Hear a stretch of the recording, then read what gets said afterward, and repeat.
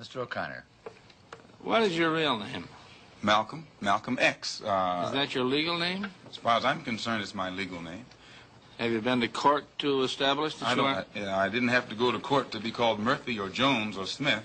Excuse me for answering you this way. That's if all right. a Chinese person were to say his name was Patrick Murphy, you would look at him like he's insane, because Murphy is an Irish name, a European name, or the name that has a Caucasian or white background. And a yellow person, Chinese is a yellow man, and he has nothing to do or no connection whatsoever with the name Murphy. And if it doesn't look proper for a person who is yellow or Chinese to be walking around named Murphy or Jones or Johnson or Bunch or Powell, I think it would be just as improper for a black person or the so-called Negro in this country, as we're taught by the Honorable Elijah Muhammad, to walk around with these names. And therefore he teaches us that during slavery, the same slave master who owned us put his last name on us to denote that we were his property. So that when you see a Negro today who's named Johnson, if you go back in his history, you'll find that he was once, his grandfather or one of his forefathers was owned by a white man who was named Johnson.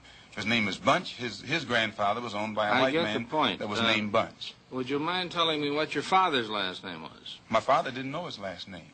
My father got his last name from his grandfather, and his grandfather got it from his grandfather, who got it from the slave master.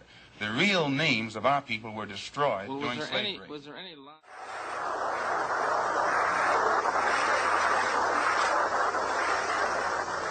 And you and I will get it through nationalism.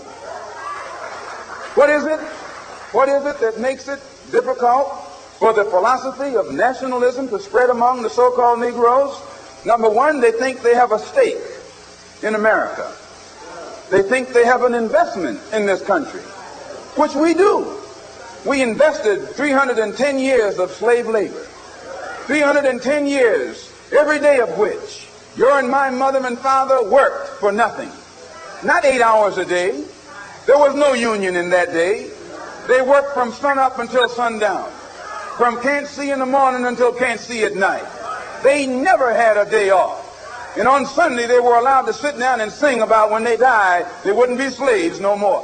When they died, they wouldn't be slaves no more. They'd go up in the sky, and every day would be Sunday. That's a shame.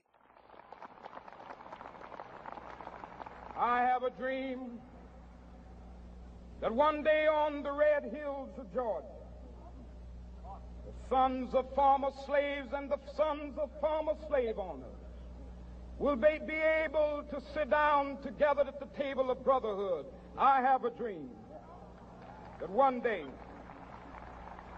even the state of Mississippi, a state sweltering with the heat of injustice, sweltering with the heat of oppression, will be transformed into an oasis of freedom and justice. I have a dream that my 4 little children will one day live in a nation where they will not be judged by the color of their skin, but by the content of their character. I have a dream today.